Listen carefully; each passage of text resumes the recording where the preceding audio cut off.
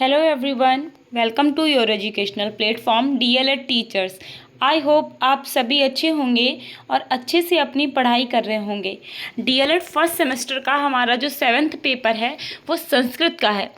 किसका है? संस्कृत का है, ठीक है। और संस्कृत में हम चैप्टर 1 जिसमें था हमारा आसपास की वस्तुओं के संस्कृत नाम की जानकारी। तो फर्स्ट चैप्टर जो हमारा ये था आसपास के वस्तुओं की संस्कृत नाम की जानकारी, इसको हम लोग कंप्लीट कर चुके हैं। आज हम देखेंगे सेकंड चैप्टर जिसका नाम है संज्ञा, लिंग एवं वचन, ठीक है। संज्ञा, लिंग और वचन की जानकारी क्या रहेगी वो देखेंगे हम इस चैप्टर में। और इसके सिवा मैं आपसे ये कहना चाहूँगी कि आप लोग जो है ना ये देखते हैं कि चैनल पर सब्सक्राइबर्स की संख्या कम है, ठीक। तो आप लोग कंटेंट को बिना देखे वीडियो को लीव कर देते हैं। ये मत किया कीजिए, क्योंकि ऐसा होता है ना कि बिगनिंग हर इंसान की होती है कभी ना कभी, ठीक। तो आप लोग पहले ये देखें कि कंटेंट आपके लायक है, आपको सही से पढ़ाया गया है, नोट्स अच्छे बनवाए गए हैं या नहीं बनवाए गए हैं, तो उस बेसिस पर डिसीजन लीजिए, ना कि सब्सक्राइबर्स के बेसिस पर डिसीजन लेना है आपको, ठीक। आइए पहले कंटेंट देखिए। एटलीस्ट एक वीडियो तो आपको देखना चाहिए जिसमें आपको पता चले, एक क्लास आप देखिए जिसमें आपको पता चले कि आपको कैसा पढ़ाया गया है, क्या आपको समझा पाया है आपके टीचर ने, ठीक है। अगर आपको लगता है कि समझा पाया गया है, आपको सही से पढ़ाया गया है, तो आप लोग नेक्स्ट टाइम फिर से आइए, आपका मोस्ट वेलकम है। अगर आपको नहीं अच्छा लगता है तो आपका डिसीजन है ये, ठीक है। तो इसीलिए कहती हूँ बार बार, एक बार आप लोग क्लास को पूरा ज़रूर देखिए, देन कोई डिसीजन लीजिए, ठीक है। तो अब क्या करेंगे, हम अपने चैप्टर को डिस्कस करेंगे। जो सेकंड चैप्टर है हमारा संस्कृत का। संस्कृत का जो आपका पेपर है 25 मार्क्स का होता है, ठीक। 25 मार्क्स का होता है और 1 घंटे का टाइम मिलता है आपको संस्कृत के पेपर में, ठीक। तो चलिए टाइम को वेस्ट ना करते हुए स्टार्ट करते हैं हमारी आज की क्लास को। तो हम क्या देखेंगे, सबसे पहले इस चैप्टर में हम देखेंगे संज्ञा। संज्ञा जिसको हम इंग्लिश में बोलते हैं नाउन। क्या बोलते हैं? नाउन, ठीक है। तो क्या बोलते हैं? Noun is the name, person, place और थिंग, ये बोलते हैं ना, इंग्लिश में डेफिनेशन यही है। तो वही चीज़ हिंदी में है, किसी व्यक्ति, स्थान, प्राणी, गुण, कार्य, भाव अथवा वस्तु आदि के नाम को संज्ञा कहते हैं, ठीक है। क्या है? किसी व्यक्ति, प्राणी, स्थान, गुण, कार्य या भाव या वस्तु आदि के नाम को संज्ञा कहते हैं। तो क्या कहते हैं? किसी व्यक्ति, स्थान, प्राणी, गुण, कार्य, भाव अथवा वस्तु आदि के नाम को संज्ञा कहते हैं। अब देखिएगा, जैसे उदाहरण, इसके एग्जाम्पल्स देखते हैं। मीरा, मीरा क्या है? व्यक्ति है। काशी एक स्थान है और बिल्ली, बिल्ली क्या है? एक प्राणी है, ठीक। तो ये थे इसके उदाहरण। संज्ञा की डेफिनेशन तो सभी को ही मालूम होगी, कोई भी बच्चा ऐसा नहीं होगा जिसको संज्ञा की डेफिनेशन ना मालूम हो। चलिए आगे देख लेते हैं। अब हम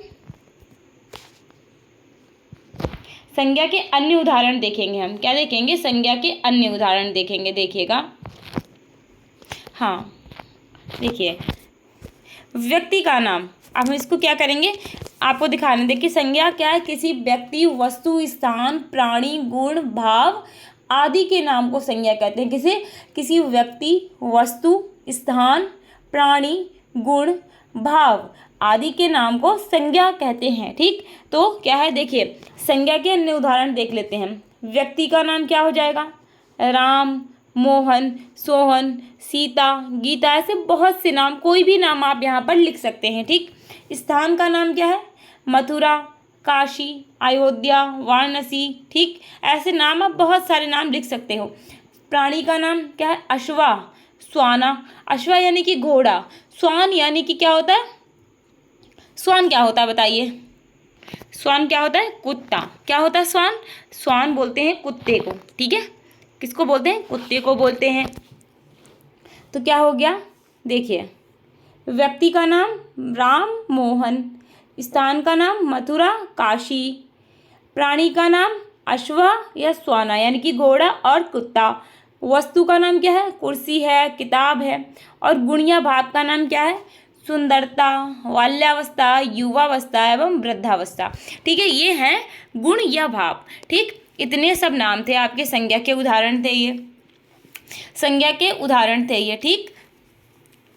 आगे देखते हैं अब हम। आगे देखेंगे हम संज्ञा के भेद। देखिए आगे हम क्या देखेंगे, हम 1 मिनट रुकिएगा, आगे हम देखेंगे संज्ञा के भेद। अब देखिए अगर आपने पहले पढ़ा होगा, जैसे कि हम लोग पढ़ते आए हैं कि संज्ञा के 5 प्रकार होते हैं। कौन से होते हैं, देखिए द्रव्यवाचक संज्ञा, जातिवाचक संज्ञा, भाववाचक संज्ञा, समूहवाचक संज्ञा एंड द्रव्यवाचक संज्ञा। लेकिन अब ये चीज़ पुरानी हो गई है, ठीक, इसमें चेंज आ गए हैं। कैसे, अब जो है अगर आपसे संज्ञा के भेद पूछे जाएंगे तो संज्ञा मुख्यतः 3 प्रकार की होती है। कितने प्रकार की होती है, जो मेन देखेंगे आप, मेनली देखोगे तो संज्ञा जो है 3 टाइप्स की होती है। कितने, 3 प्रकार की संज्ञा होती है, जिसमें कौन कौन से आते हैं आपके, देखिए पहला आता है व्यक्तिवाचक, दूसरा आता है जातिवाचक और तीसरा आता है भाववाचक। और अब आप कंफ्यूज होंगे कि ये 2 फिर क्या है, ये समूहवाचक और द्रव्यवाचक क्या है। जो ये समूहवाचक और द्रव्यवाचक संज्ञा है ये जातिवाचक संज्ञा के अंतर्गत रख दिए गए हैं। अब जो है ये समूहवाचक और जातिवाचक संज्ञा जो है ये इसके अंतर्गत, इसके पार्ट्स बना दिए गए हैं एक तरीके से। आप ये समझिए, पहले संज्ञा के प्रकार बताए जाते थे कि 5 प्रकार की संज्ञा होती है, जिसमें व्यक्तिवाचक, जातिवाचक और भाववाचक, समूहवाचक और द्रव्यवाचक संज्ञा हुआ करती थी। लेकिन अब प्रेजेंट टाइम में आपका क्या है, आपका व्यक्ति संज्ञा के जो मुख्य भाग हैं वो 3 प्रकार के ही हैं, जिसमें व्यक्तिवाचक है, जातिवाचक है, भाववाचक है। और जो जातिवाचक संज्ञा है उसकी फिर से 2 पार्ट्स किए गए हैं, जिसमें एक है समूहवाचक संज्ञा और एक है द्रव्यवाचक संज्ञा। ठीक, चलिए आई होप आप लोगों को अच्छे से समझ में आया होगा। अब हम देखेंगे आगे, चलिए हम पहले देखेंगे व्यक्तिवाचक संज्ञा। ठीक है, यहाँ पर डालिएगा नंबर 1, यहाँ पर डालिएगा 1 व्यक्तिवाचक संज्ञा। ठीक है, आगे बढ़ते हैं। देखिएगा सबसे पहले यहाँ पे डालिए नंबर 1। ठीक है, क्या है ये, व्यक्तिवाचक संज्ञा। तो व्यक्तिवाचक संज्ञा क्या है देख लेते हैं। जिस शब्द से किसी विशेष व्यक्ति, स्थान अथवा वस्तु का बोध होता है उसे व्यक्तिवाचक संज्ञा कहते हैं। ठीक है, क्या है, जिस शब्द से किसी विशेष व्यक्ति, विशेष स्थान, जैसे मैंने आपसे कहा, देखिए मैंने आपसे पूछा कि आगरा में कौन सी संज्ञा है। ठीक, अगर मैंने आपसे क्वेश्चन पूछा कि आगरा में कौन सी संज्ञा है तो आगरा एक ही है ना, कोई ऐसा तो है नहीं कि 10-20 आगरा है, आगरा सिर्फ एक है। तो इसका मतलब क्या है कि आगरा में व्यक्तिवाचक संज्ञा हो जाएगा। ठीक है, क्या हो जाएगा, व्यक्तिवाचक संज्ञा हो जाएगा आगरा में। ठीक, अगर वही मैं आपसे पूछूं शहर, शहर में कौन सी संज्ञा है तो शहर में जो संज्ञा होगी वो क्या हो जाएगी, आपकी समूहवाचक संज्ञा हो जाएगी, जातिवाचक संज्ञा हो जाएगी। ठीक है, समूहवाचक नहीं, जातिवाचक संज्ञा हो जाएगी। तो जो शहर है उसमें आपकी समूहवाचक संज्ञा हो जाएगी। समूहवाचक संज्ञा कैसे हो जाएगी कि देखिए शहर में तो कोई भी शहर, इवन किसी भी शहर का नाम आपसे उसमें आ सकता है, इसलिए वो समूहवाचक संज्ञा में आएगा शहर शब्द जो है। लेकिन अगर शहरों में किसी एक प्रॉपर शहर का मैं नाम ले दूं, ठीक है, जैसे मैं आपसे कह दूं मान लीजिए आपसे मैंने कहा कानपुर, ठीक है, लखनऊ, बरेली, ठीक, ये ऐसे मैंने नाम लिया है आपसे, तो इसका मतलब क्या हो जाएगा, ये आपके जो है, ये जो है आपके व्यक्तिवाचक संज्ञा है, क्योंकि किसी प्रॉपर एक चीज़ की, एक शहर की बात हो रही है। ठीक, अब मैंने आपसे कहा सीता, ठीक है, तो सीता में क्या है, व्यक्तिवाचक संज्ञा है। अगर मैं कहूँ लड़की तो लड़की में जातिवाचक संज्ञा है। क्यों, क्योंकि जाति का पूरी बोध करा रहा है एक शब्द जो है लड़की। ठीक है, या मैं कहूँ स्त्री तो पूरे स्त्री जात का बोध करा रहा है, इसलिए वो क्या हो जाएगी, जातिवाचक संज्ञा हो जाएगी। ठीक, तो इसीलिए व्यक्तिवाचक संज्ञा क्या है, जिस शब्द से किसी विशेष व्यक्ति, स्थान अथवा वस्तु का बोध होता है उसे व्यक्तिवाचक संज्ञा कहते हैं। Clear, okay. अब देखते हैं इसके एग्जाम्पल्स क्या हैं। देखिएगा, व्यक्ति विशेष यानी कि राम हो गया, लक्ष्मण हो गया, सीता, ठीक है, ये व्यक्ति विशेष के नाम है, क्योंकि राम कोई भी व्यक्ति हो, एक ही होगा जिसकी आप बात कर रहे हैं, लक्ष्मण कोई भी हो, एक ही व्यक्ति होगा जिसकी आप बात कर रहे हैं। ठीक, स्थान विशेष, देखिए दिल्ली हो गया, तमिलनाडु हो गया, चेन्नई हो गया। अब यहाँ पर जो जो एग्जाम्पल्स मैंने आपको लिखवाए हैं, ये कोई ज़रूरी नहीं है कि आप सेम एग्जाम्पल्स लिख के आएँ, आप अपनी तरफ से भी एग्जाम्पल्स लिख सकते हैं इसमें, ठीक है। अब देखते हैं वस्तु विशेष, जैसे कि गीता, रामायण, गिलास और कटोरी, ठीक है। चलिए आगे देखते हैं। व्यक्तिवाचक संज्ञा हो गया हमारा, आगे देखेंगे हम। अभी देखिए थोड़ा सा इसमें बाकी है। देखिए दिशाओं के नाम, दिशाओं के नाम है, इनमें भी व्यक्तिवाचक संज्ञा है, क्योंकि उत्तर दिशा एक ही है ना, पश्चिम भी एक है, पूर्व भी एक है, देन दक्षिण भी एक है, ठीक है। उत्तर, पश्चिम, पूरब, दक्षिण, ठीक है। इन सब में व्यक्तिवाचक संज्ञा है दिशाओं के नाम में, क्योंकि ये सिर्फ एक है, किसी एक की ही बात की जा रही है, ठीक। नदियों के नाम, देखिए अगर मैं बोलूँ नदी, सिर्फ मैं नदी शब्द का प्रयोग करूं तो वहां पर हो जाएगी जातिवाचक संज्ञा, क्योंकि पूरे नदियों का बोध करा रहा है एक शब्द नदी। अगर मैं कह दूं गंगा नदी तो ये व्यक्तिवाचक संज्ञा हो जाएगी, क्यों? क्योंकि सिर्फ और सिर्फ गंगा नदी की ही बात हो रही है यहाँ पर, ठीक। तो देख लेते हैं नदियों के नाम, गंगा, यमुना, सरस्वती, कावेरी, नर्मदा आदि, ठीक। और देखिए आपको दिखाती हूँ, अब मैं ऐसे आपको सेंटेंस के रूप में एग्जाम्पल्स दिखाती हूँ।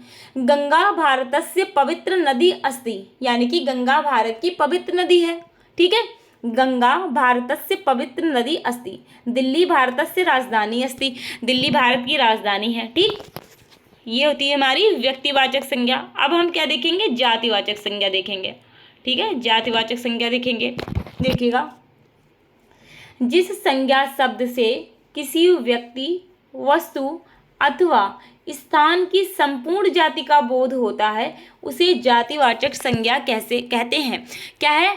जिस संज्ञा शब्द से किसी व्यक्ति, यानी कि किसी भी व्यक्ति, कोई वस्तु है उसका, या कोई स्थान, ठीक, उसकी जाति का बोध हो। क्या हो? जिस संज्ञा शब्द से किसी व्यक्ति, वस्तु, स्थान की संपूर्ण जाति का बोध होता है उसे जातिवाचक संज्ञा कहते हैं। क्या लिखना है? किसी वस्तु, व्यक्ति, स्थान की संपूर्ण जाति का जब बोध कराया जाता है तो वहां पर जातिवाचक संज्ञा होती है, ठीक। उदाहरण देख लेते हैं। लड़का, लड़की, पेड़, पशु, नदी, शहर, पुस्तक आदि, ठीक।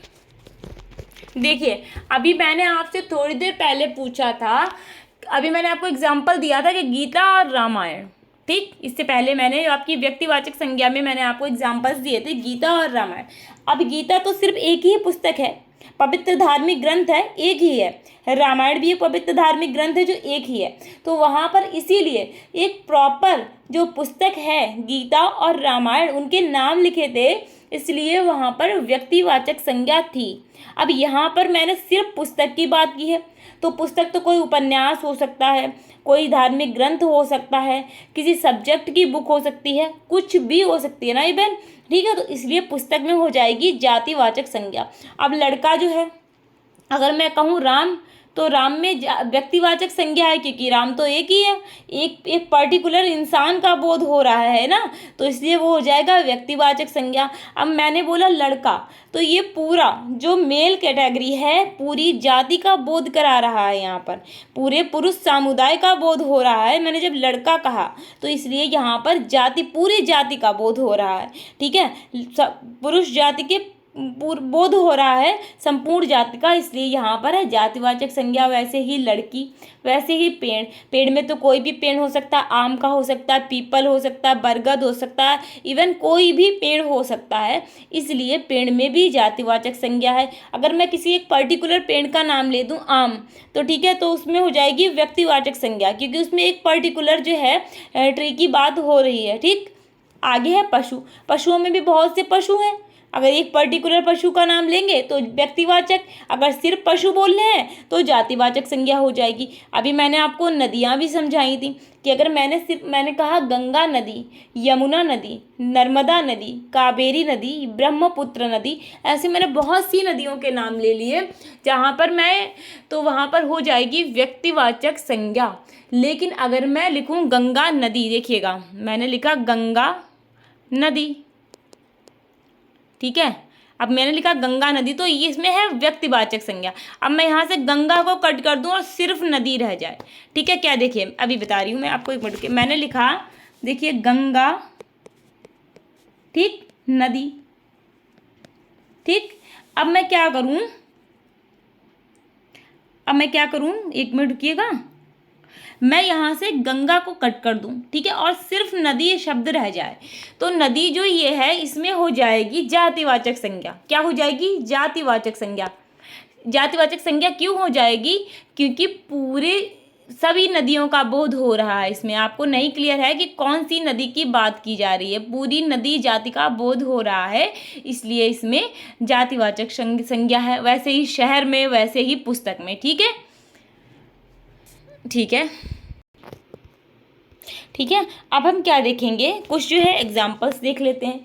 नगरम रमणीयम अस्ति, ठीक है, क्या है? नगरम रमणीयम अस्ति, यानी कि बहुत ही सुंदर नगर है। नगर जो है सुंदर है, तो कि बहुत सारे, अब पता नहीं किस नगर की बात हो रही है। नगरम रमणीयम अस्ति, तो इसका मतलब है कि जातिवाचक संज्ञा है।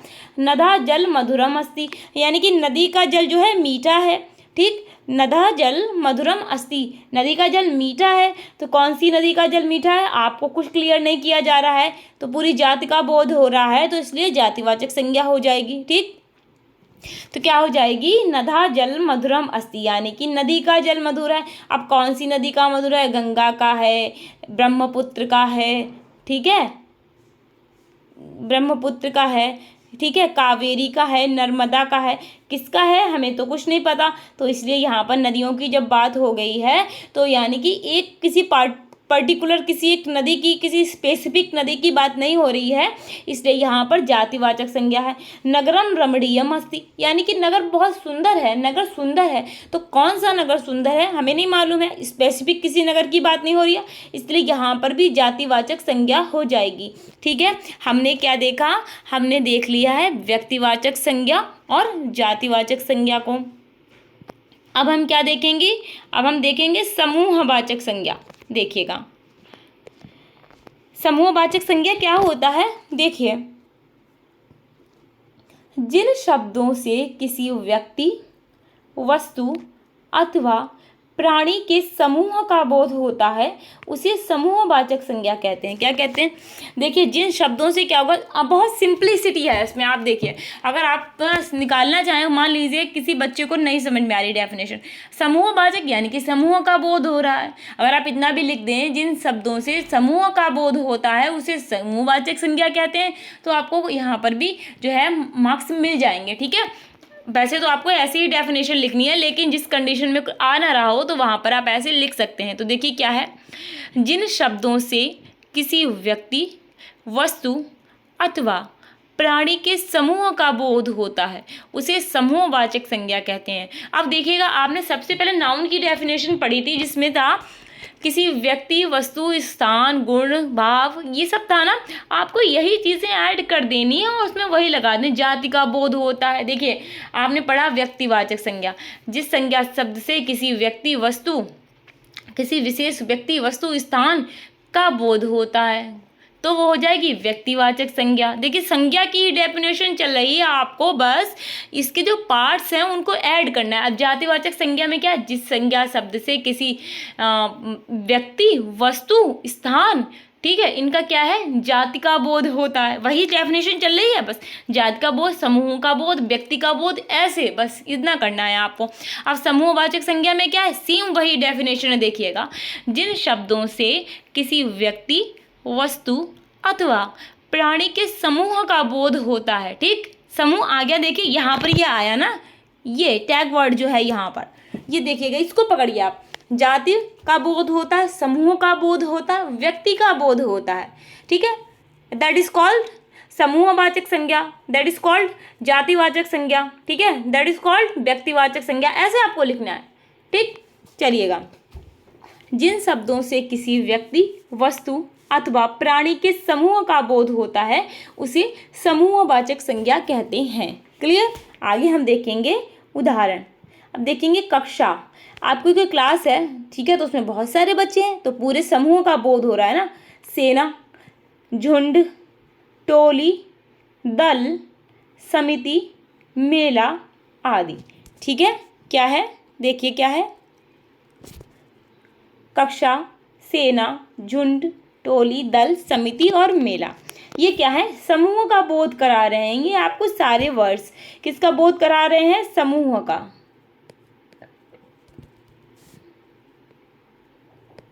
समूह का बोध करा रहे हैं, तो इसलिए ये हुए हैं समूहवाचक संज्ञा। ठीक, अब हम क्या देखेंगे, अब हम देखेंगे द्रव्यवाचक संज्ञा। आगे हम देखेंगे द्रव्यवाचक संज्ञा। देखिए, हाँ जी, द्रव्यवाचक संज्ञा क्या होता है, जिस संज्ञा शब्द से किसी ठोस, द्रव्य, खनिज, धातु, अधातु अथवा ढेर के रूप में पाए जाने वाले पदार्थ का बोध होता है, उसे द्रव्यवाचक संज्ञा कहते हैं।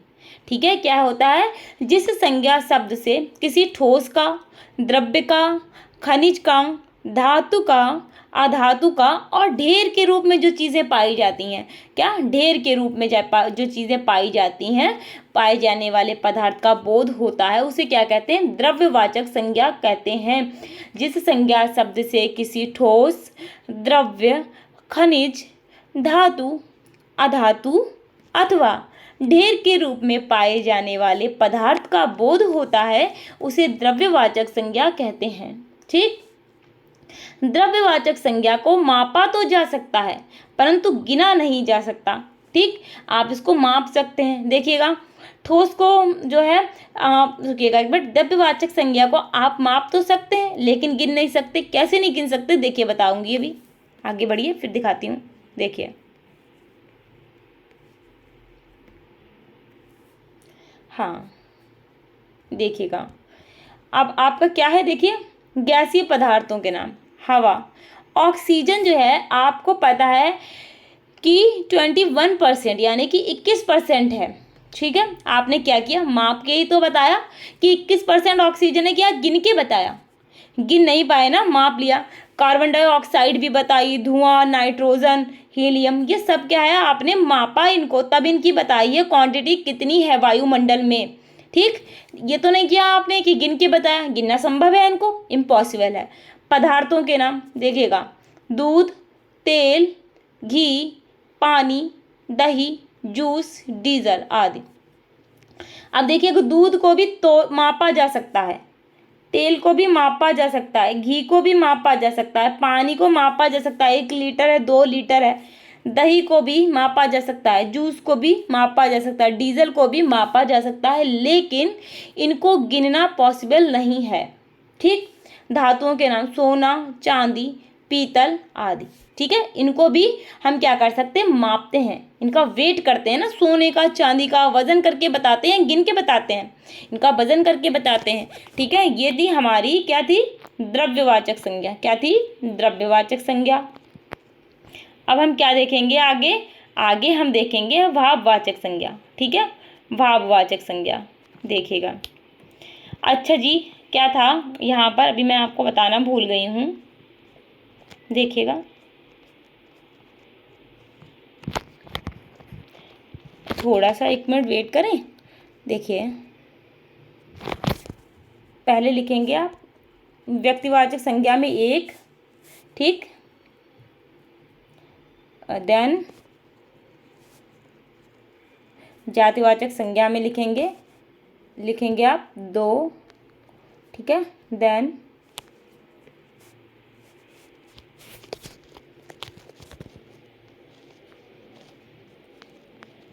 अब क्या है, समूहवाचक जो है इसका पार्ट है जातिवाचक का। ठीक है, तो यहाँ पर डालेंगे ऐसे रोमन में 1, मैं भूल गई थी गाइस, इसलिए यहाँ पर नंबरिंग डालना भूल गई थी, इसलिए आप लोगों को बता रही हूँ, यहाँ पर डालिएगा 2 ऐसे रोमन में।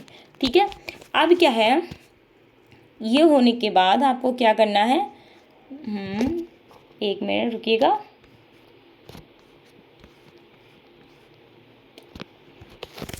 यहाँ पर आपको लिखना है 3, क्या लिखना है, 3।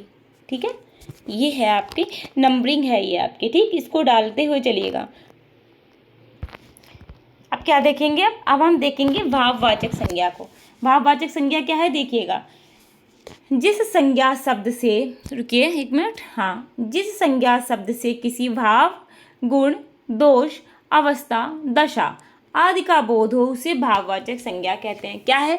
जिस संज्ञा शब्द से किसी भाव का, गुण का, दोष का, अवस्था का या दशा का बोध होता है। किससे? देखिएगा, भाव में किसी भाव आएगा, गुण आएगा, दोष आएगा, अवस्था आएगा, इन सब का जब बोध होगा तो क्या कहते हैं? उसे भाववाचक संज्ञा कहते हैं। ठीक है, देखिएगा, प्रेम, प्रेम, बुढ़ापा, गरीबी और क्रोध, इसमें क्या है? एक भाव ही तो आ रहा है। प्रेम है तो एक भाव है, बुढ़ापा आएगा आपको दिखेगा ना, एक भाव है, गरीबी, क्रोध आना एक भाव है, सजावट, मित्रता, मानवता, बचपन, मोटापा और भलाई। ठीक है, क्या है? जिस संज्ञा शब्द से किसी भाव, गुण, जिस संज्ञा शब्द से किसी भाव, गुण, दोष, अवस्था, दशा आदि का बोध हो उसे भाववाचक संज्ञा कहते हैं। क्या कहते हैं? भाववाचक संज्ञा कहते हैं। उदाहरण में क्या है? प्रेम है, बुढ़ापा है, यानी कि जिसको आप स्पर्श नहीं कर सकते। ठीक है, मेनली ये बोलिए, प्रेम है, बुढ़ापा है, गरीबी है, बस महसूस कर सकते हैं, क्रोध है, सजावट है, मित्रता है, मानवता है, बचपन, मोटापा और भलाई, इन सब में क्या है? भाववाचक संज्ञा है। ठीक, अच्छा जी, यहाँ तक हमारा हो गया। हमने क्या किया? संज्ञा और संज्ञा के भेद जो थे उनको कंप्लीट कर लिया। ठीक है, अब आगे क्या देखेंगे हम? स्वरांत संज्ञा शब्द।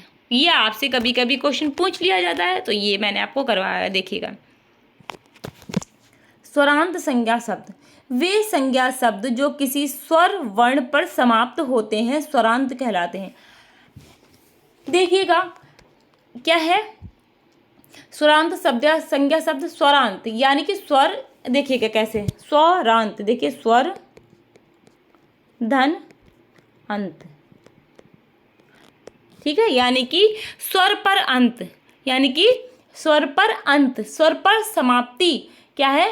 तो वे संज्ञा शब्द जो किसी स्वर वर्ण, यानी कि जिसको स्वर को क्या कहते हैं? रुकिए एक मिनट, स्वर को क्या कहते हैं हम? थोड़ा सा इशू हो जाता है। स्वर को क्या कहते हैं? अच। एक मिनट रुकिए,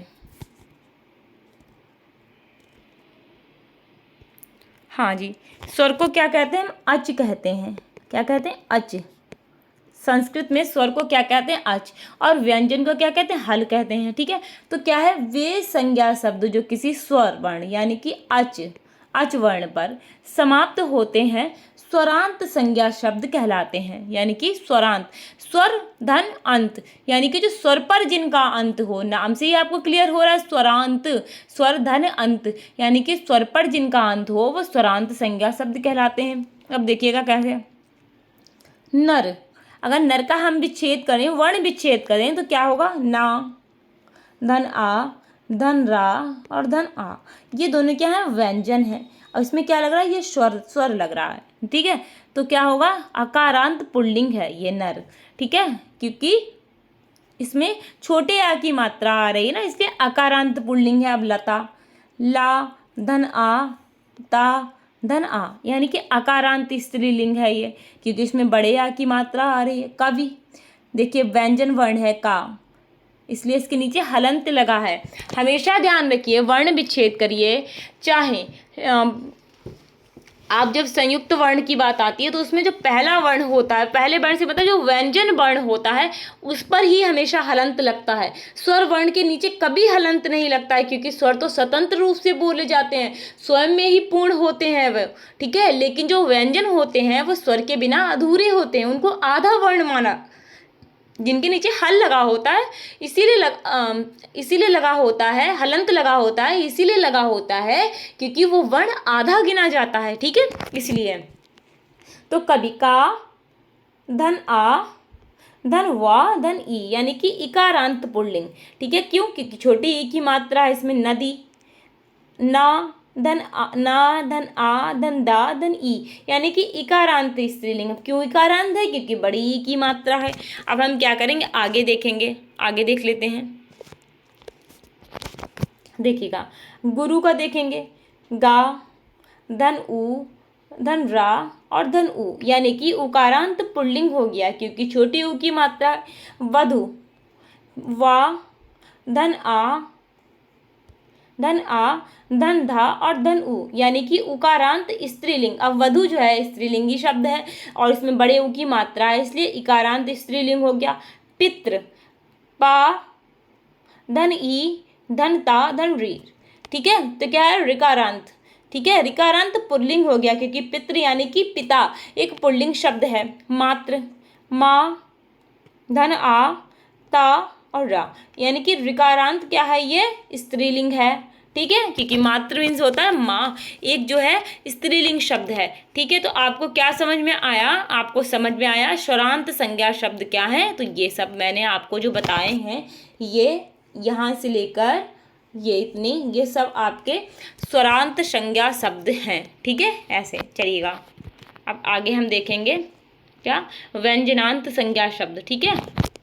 चलिए देखते हैं, वे संज्ञा शब्द जो किसी व्यंजन वर्ण पर समाप्त होते हैं व्यंजनांत संज्ञा शब्द कहलाते हैं, ठीक। कैसे, व्यंजन का अर्थ होता है यानी कि हल बोलते हैं, इसको हल बोलते हैं संस्कृत में व्यंजन को।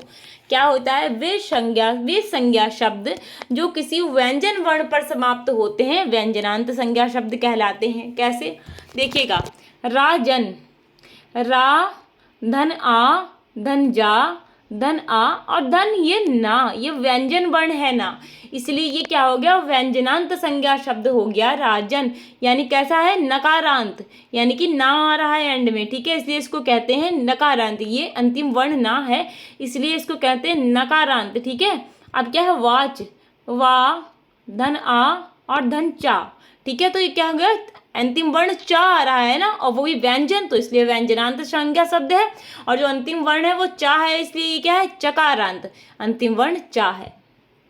मनस, माँ, धन आ, धन ना, धन आ और धन सा, यानी कि अंत में शा आ रहा है तो सकारांत, अंतिम वर्ण शा है, इसलिए ये सकारांत संज्ञा शब्द है, ठीक है।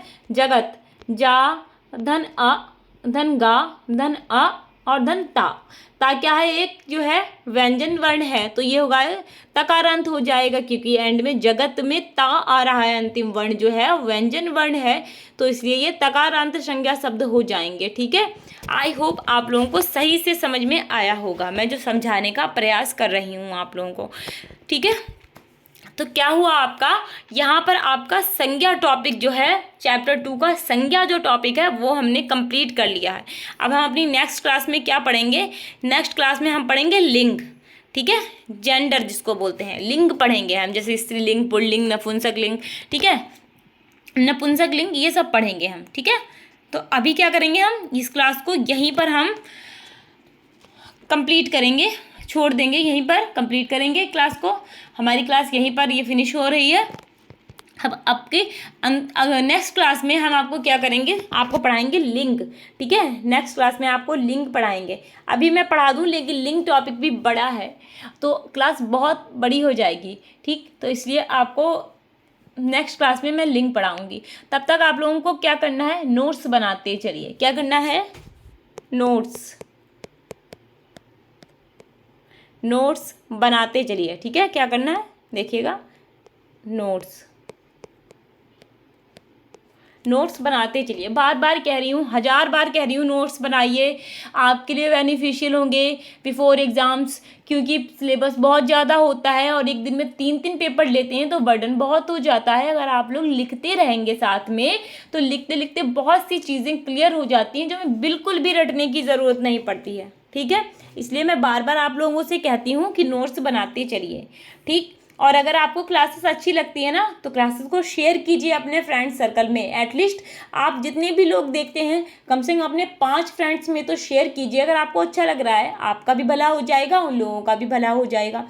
और क्या करना है, वीडियो को लाइक कीजिए, चैनल को सब्सक्राइब कीजिए एंड बेल आइकॉन को प्रेस करना मत भूलिएगा। तो मिलते हैं हमारी नेक्स्ट क्लास में, तब तक आप लोग अपना ध्यान रखिएगा। Take care, bye bye, see you soon, bye bye.